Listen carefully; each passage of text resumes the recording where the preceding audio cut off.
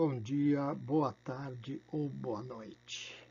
Nessa aula, nós vamos tratar de Edmund Burke, que nasceu em Dublin, na Irlanda, em 1730 e morreu numa cidadezinha da Inglaterra chamada Beaconsfield, em 1797. Beaconsfield fica a cerca de 40 quilômetros de Londres.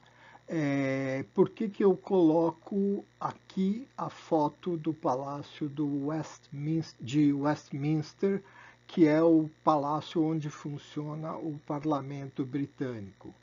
Porque Burke foi, antes de mais nada, um político britânico, um parlamentar britânico. Certamente ele era um homem de ideias, certamente ele era um filósofo, mas ele considerava que o político era o filósofo em ação. E era isso que ele pretendia ser na sua vida. E foi o que ele fez da sua vida. Tornou-se um filósofo em ação. Em segundo lugar, eu coloco aqui essas duas citações do Burke, que são, a primeira, a única necessidade para o triunfo do mal é que os homens de bem nada façam. Essa é uma das frases mais conhecidas e mais citadas do Burke. Quer dizer, se as pessoas de bem não se unirem para fazer alguma coisa, o triunfo do mal é inevitável. Veja, o conceito de homens de bem tem sido muito usado pelos governantes, pelos membros do Poder Executivo brasileiro desde a eleição do Bolsonaro. E é uma expressão constantemente usada de modo pejorativo pela mídia. Tá? Isso vale a pena notar. Outra coisa, na segunda citação, que é: ninguém comete maior erro do que quem nada faz, porque só pode fazer pouco, vale a pena ver como Burke tem claramente a ideia de ação, ou seja, é preciso fazer alguma coisa, mesmo que seja pouco. Quer dizer, que cada um dê a sua contribuição para o bem comum. Bem, o Edmund Burke, já dissemos que ele nasceu em Dublin, ele era de uma família de classe média, o pai era advogado, ele estudou filosofia na Universidade de Dublin, e depois ele foi para Londres, para o Middle Temple, que era uma escola de formação prática dos advogados. Mas o Burke não queria nem seguir a carreira acadêmica no âmbito puramente filosófico, como professor de filosofia ou como filósofo, e nem atuar como advogado. O seu talento como jornalista, lembrando que o jornalismo naquela época era especialmente um jornalismo político e polêmico, chamou a atenção do Marquês de Rockingham, que foi 2 vezes primeiro-ministro do Reino Unido. A primeira vez, que foi justamente quando ele contratou o Burke para ser o secretário, ele cumpriu o mandato normal de 2 anos, e depois, na segunda vez que foi primeiro-ministro, isso é apenas uma curiosidade, ele exerceu o poder por apenas 1 mês, porque ele foi fulminado pelo vírus da influenza. Bom, o Burke, nesse meio tempo, elegeu-se para o parlamento, isso no ano de 1756. E, como eu disse, ele efetivamente tinha a paixão política, queria exercer esse papel. Por quê? Porque ele achava que o político era o filósofo em ação. e ele considerava uma obrigação dos homens cultos colaborar com a melhoria da sociedade. Curiosamente, ele pertenceu ao partido Whig. O partido Whig viria a dar origem ao Partido Liberal inglês e, portanto, ele se opunha ao partido Tory, que era o que veio a ser o partido que se transformou no Partido Conservador. Então, note que há certos pontos de contato entre o liberalismo e o conservadorismo. Bem, uma frase muito interessante que o Burke diz sobre isso é aquilo, é essa que eu vou mostrar para vocês. Aquele que vive na academia após ter a mente suficientemente abarrotada de conhecimento é como um homem que, tendo construído, aparelhado e provido de víveres um navio, o encerrasse numa doca seca. Bom, enquanto ele tivesse uma sólida formação filosófica, ele não via sentido em especulações abstratas. Pelo contrário, ele desenvolveu uma filosofia da linguagem, né, muito interessante, que vai ajudá-lo a atuar como parlamentar. Nessa filosofia, ele apresentava que o discurso persuasivo era fundamental para a atividade política. Não se tratava de filosofar sobre conceitos abstratos, mas de criar imagens com as palavras para convencer seus ouvintes ou seus pares, para conseguir a adesão, né, dos seus ouvintes ou seus pares. Um estudioso das obras do Burke elencou os 8 pontos fundamentais de sua atuação política. Eu vou trocar de óculos para poder lê-los aqui, vocês estão vendo eles aí no vídeo, e os sublinhados são os que me parecem mais importantes, né? O primeiro deles é manter a estrutura tradicional do Estado britânico centrado na divisão e no equilíbrio de poderes. Ou seja, nós temos aqui uma ressonância daquilo que nós vimos no Russell Kirk, na separação dos poderes e de poderes equilibrados. Bem, em segundo lugar, definir os limites constitucionais da prerrogativa e influência reais, ou seja, reduzir os poderes do monarca. E, em contrapartida, número 3, ampliar a autoridade legislativa da Câmara dos Comuns e manter a independência de seus membros. Quarto, defender a organização e o uso dos partidos políticos como legítima e publicamente aceita do processo político. Na verdade, nós temos uma organização de poderes políticos na Inglaterra que se dá mais devido ao costume do que propriamente a uma organização estatutária dos partidos. E é isso que o Burke prega aqui. Quinto ponto, e esse sim mais importante, ampliar os direitos civis e os privilégios econômicos da Constituição Britânica para todos os súditos britânicos.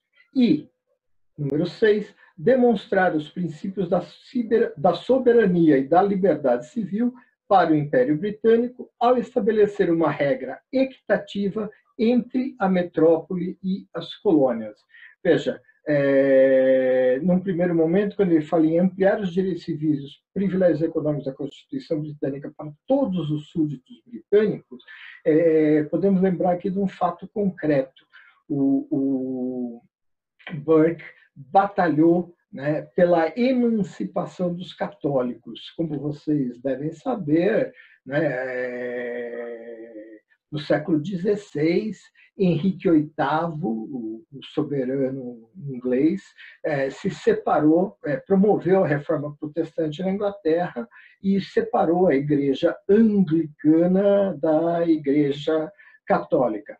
A partir daí, quer dizer, num primeiro momento, nos 2 séculos subsequentes, houve grandes problemas entre católicos e protestantes em toda a Grã-Bretanha, né? Com o tempo, os conflitos que existiram entre esses grupos foram diminuindo, mas o Estado britânico tornou os católicos uma espécie de cidadãos de segunda classe, sem direito a voto e sem direito a ser votado, né? Então, a luta pela emancipação católica é exatamente uma das causas que o Burke abraça. E, efetivamente, essa emancipação vai se dar, mas o Burke já estaria morto quando isso acontecesse no século XIX. E quanto ao item 6, é muito importante lembrar que o Burke tentou, por vários meios no âmbito do parlamento, evitar a sublevação das colônias norte-americanas, propondo políticas conciliatórias entre as 13 colônias norte-americanas e o Estado inglês. Bom, suas propostas acabaram nunca sendo implementadas e os americanos entraram em guerra contra a Inglaterra e se tornaram independentes em 1774, ao que o Burke se pronunciou dizendo: um grande império não pode ser governado por mentes pequenas. Sétimo elemento: defender a ordem civil histórica da Europa contra o materialismo cientificista e a sensibilidade romântica dos filósofos do Iluminismo, que desejavam estabelecer uma nova ordem social com base em teorias metafísicas abstratas a respeito do homem e da sociedade. Em certo sentido, nós já falamos também disso aqui quando falamos dos princípios conservadores do Burke. O iluminismo é um movimento fundamentalmente revolucionário, é um movimento que propunha uma ruptura com a ordem estabelecida em prol de uma nova ordem, e o Burke vai ser uma voz que, na Inglaterra, vai se insurgir contra o iluminismo. O último tópico é: em todos os problemas práticos, realizar um exame completo das circunstâncias históricas e conjugar prudência ou conveniência, por um lado, com normas éticas e legais do outro. Então, aí, novamente, nós temos o que já foi falado pelo Russell Kirk, que seria um dos princípios conservadores, e outro princípio conservador que o Burke certamente subscreveria. Bem, antes de mais nada, ao falar dos escritos do Burke, a gente deve dizer que eles não presumiam a criação de uma doutrina ou de uma ideologia. Pelo contrário, o Burke nem pensava que seus escritos teriam perenidade, que eles ainda seriam estudados nos dias de hoje, né? nos tempos futuros, pensando da perspectiva dele. Ele formulava seus textos para as circunstâncias históricas em que ele vivia. Alguns dos seus textos muito importantes são cartas para colegas do parlamento. Tá? Bom, a primeira obra que o Burke escreveu já é uma obra de polêmica, em que ele faz como o título diz, uma apologia da sociedade natural ou uma visão das misérias e do mal que acontece ao homem de toda espécie de sociedade artificial. Ou seja, apologia da sociedade natural contra a sociedade artificial, que é aquela que nós vimos também quando falamos dos 10 princípios conservadores, aquela construída a partir do zero por meio de uma engenharia social controlada por líderes carismáticos. Ele, na verdade, faz um confronto de ideias. Ele ao escrever esse livro, ele está confrontando as ideias do Visconde de Bolingbroke, um contemporâneo dele, do partido Tory, ou seja, do partido conservador, que criticava o deísmo. O deísmo é a crença na existência de um Deus, mas de um Deus distante e ausente do mundo, que não interfere na realidade. O deísmo, portanto, descrê, né, da religião revelada, como é o caso, por exemplo, do cristianismo de um modo geral, né? Então, a sátira que o Burke faz é apresentar os mesmos princípios que o Bolingbroke apresenta, mas não no campo religioso, mas no campo político. E assim ele vai demolindo as bases de uma sociedade natural. Ironicamente, na época da sua primeira edição desse panfleto, né, desse libelo, desse livro breve, muita gente acreditou que o Burke realmente estava adotando as ideias do Bolingbroke e trazendo para o âmbito político, quando ele estava fazendo exatamente o contrário. Na segunda edição, ele fez um prefácio deixando explícita a sua intenção satírica. Uma segunda obra do Burke que vale a pena destacar é uma investigação filosófica sobre as origens de nossas ideias do sublime e do belo. Essa também é uma obra, vamos dizer, num certo sentido polêmico, em que ele discorda e se opõe aos iluministas. Para os iluministas, a arte deve ser uma arte suficientemente clara.